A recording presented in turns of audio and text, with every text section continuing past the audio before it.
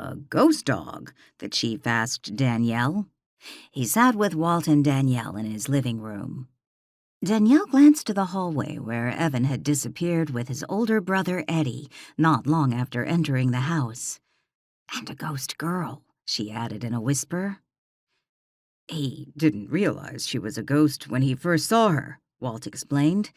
"It upset him she was playing ball in the street, afraid the dog was going to get hit." "And she and the dog just disappeared?" the chief asked. Danielle nodded. "That's what Evan told us." The chief let out a sigh and leaned back on the sofa. "He seemed perfectly fine when he walked in here with you two." Danielle glanced back to the hallway and then to the chief. "I have to give your son credit. He seems to take his gift, and what he encounters because of it, in stride. I think it relieved him not to have to worry about the dog."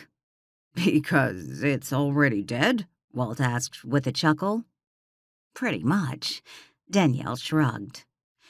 "It has me concerned. If there is a little girl ghost, then I have to assume a child has died," the chief said, his tone serious. "From how Evan described her, I suspect this child died years ago. Still sad, but not quite the same thing," Danielle said.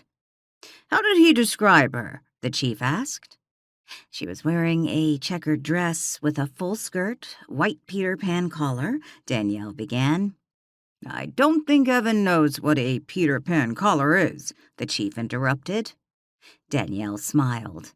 He didn't say it was a Peter Pan collar, but from how he described her clothes, that's what it sounds like she was wearing. And she had on white socks and shoes that were probably black, and white saddle shoes, by his description.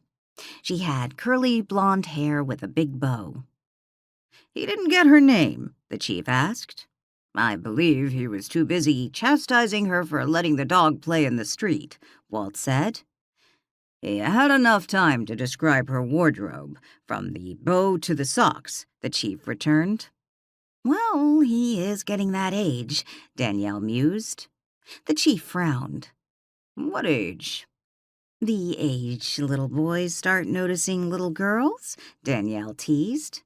"He is 10, the chief snapped. Danielle grinned at the chief, but said nothing.